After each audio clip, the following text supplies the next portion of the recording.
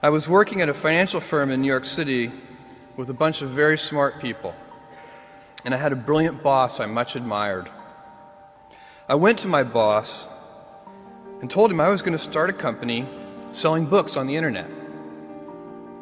He took me on a long walk in Central Park, listened carefully to me, and finally said, "That sounds like a really good idea, but it would be an even better idea for someone who didn't already have a good job." You can have a job, or you can have a career, or you can have a calling. And if you can somehow figure out how to have a calling, you have hit the jackpot, because that's the big deal.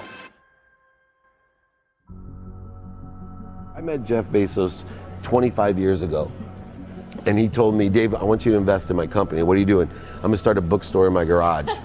"Okay, and I'm gonna put it online. People buy online, and I'm gonna ship out of my garage. But if you invest in me, Dave, someday I'm gonna be the richest man in the world. I'll do over $100 billion. First of all, there is no such thing as $100 billion 25 years ago. Statistically, there's no such thing. Countries didn't have 100. Our national debt wasn't $100 billion. And this dude's telling me at 26 years old that he's gonna be the richest man in the world because he has a garage and the internet? That was his truth. No, but he did not know it, and neither did I. But the difference between him and I is I was laughing, scoffing, and jesting at him, and he was already applauding himself, going, at the right way, at the perfect time, I'm gonna make as much as I can as quickly. And I'm sitting there going, there's no way this is gonna be a big business. Do something you're very passionate about, and don't try to chase what is kind of the hot passion of the day. Seen in that light, it really was a difficult choice, but ultimately, I decided I had to give it a shot. I didn't think I'd regret trying and failing, and I suspected I would always be haunted by a decision to not try at all. After much consideration, I took the less safe path to follow my passion, and I'm proud of that choice. As a young boy, I had been a garage inventor. I'd invented an automatic gate closer out of cement-filled tires, a solar cooker that didn't work very well out of an umbrella and aluminum foil, baking pan alarms to entrap my siblings. I'd always wanted to be an inventor, and she wanted me to follow my passion. There's a military phrase that I especially love, and it says, "Slow is smooth and smooth is fast." And I have seen that in every endeavor I've ever been in. That's the kind of thing that really allows you to make progress. You know, you get certain gifts in life and you want to take advantage of those, but I guess my advice on adversity and success would be to be proud not of your gifts, but of your hard work and your choices. So, you may be, the kinds of gifts you get in life, you might be really good at math. It might be really easy for you. That's a kind of gift.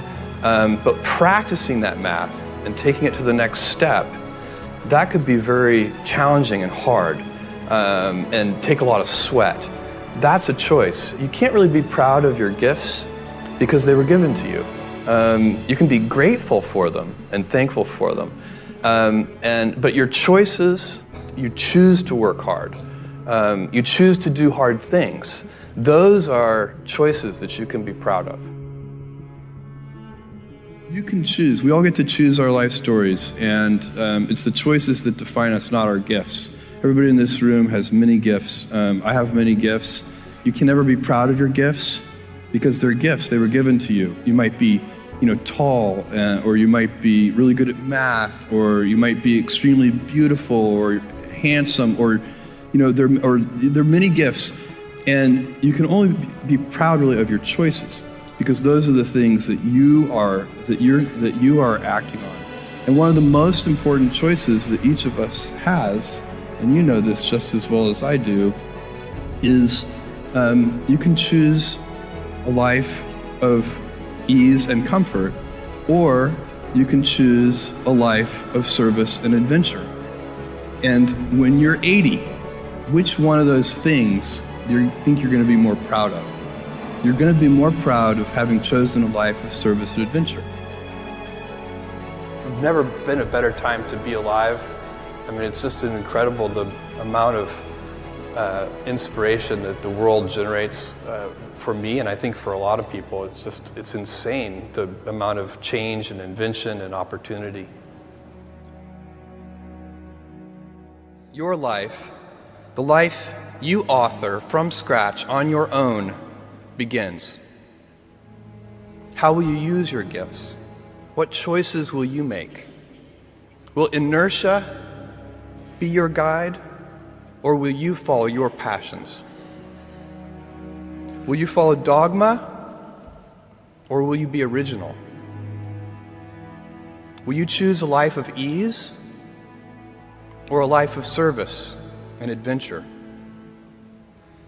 Will you wilt under criticism, or will you follow your convictions? Will you bluff it out when you're wrong, or will you apologize? Will you guard your heart against rejection, or will you act when you fall in love? Will you play it safe, or will you be a little bit swashbuckling? When it's tough, will you give up, or will you be relentless? Will you be a cynic, or will you be a builder? Will you be clever at the expense of others, or will you be kind? Every time you figure out some way of providing tools and services that empower other people to deploy their creativity, you're really onto something. You know, you're very lucky if you have a career. A lot of people end up with a job. If you don't love your work, you're never going to be great at it. Jules Verne, Mark Twain, Galileo, Newton, all the curious from the ages would have wanted to be alive, most of all, right now. As a civilization, we will have so many gifts, just as you as individuals have so many individual gifts as you sit before me. How will you use these gifts? And will you take pride in your gifts or pride in your choices?